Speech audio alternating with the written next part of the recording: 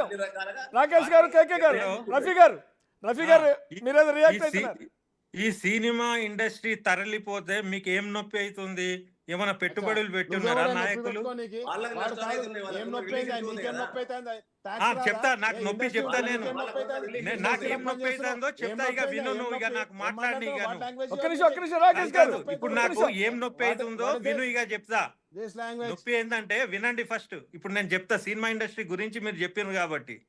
నేను అనేది ఏంటంటే తెలంగాణ రాకముందు సినిమా ఫీల్డ్ గురించి కూడా ఒక ప్రత్యేకమైన తెలంగాణ సినిమా పాలసీ కావాలని కాళ్ళరిగినట్టు తిరిగి మేనిఫెస్టోలలో కూడా కేసీఆర్ గారిని కలిసి పెట్టించినాం.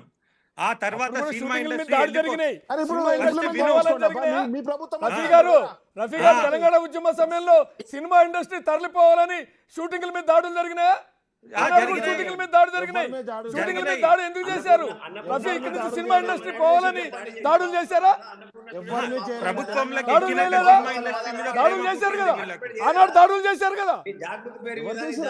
జాగృతి పేరుతో దాడులు జరగలేదా? చూపించాలా? ప్రకటన చూపించాలా? మళ్ళీ ఎందుకు రాకేష్ గారు? నేనేదో సినిమా ఇండస్ట్రీని కాపాడే వాళ్ళలాగా, మిగిలిన వాళ్ళు పోయేలాగా తెలంగాణ ఉద్యమ సందర్భంలో దాడులు చేయలేదా?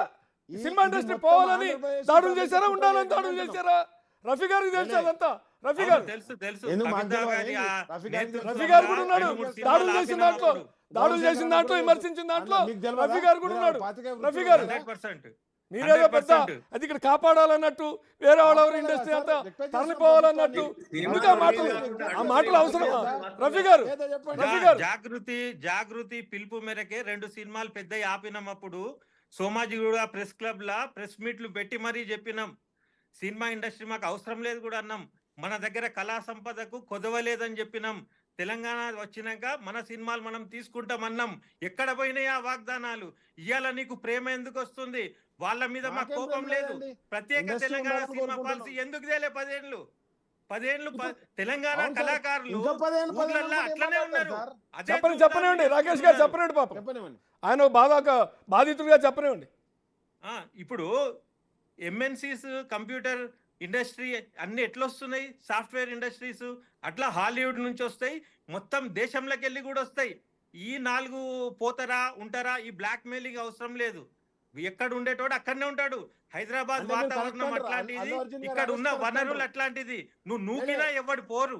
ఇప్పుడు ఇది మాత్రం వాస్తవం. నూకినా ఎవడు పోడు అనేది వాస్తవం. నూకినా పోరు, వాళ్ళ ఆస్తులు ఉన్నాయి. వాళ్ళ రఫీ గారు చెప్పింది కరెక్ట్. నూకినా ఎవరు పోరు.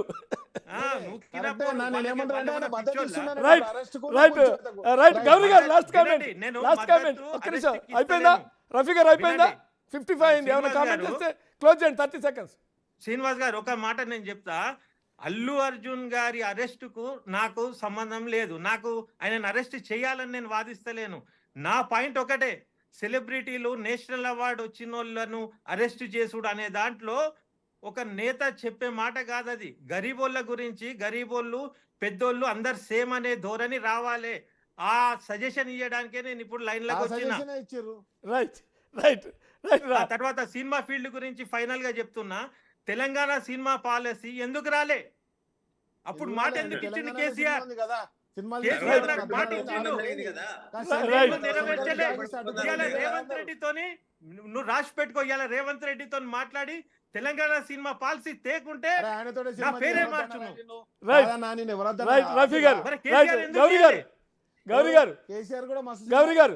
గారు ఇక్కడ ఒక ప్రశ్న.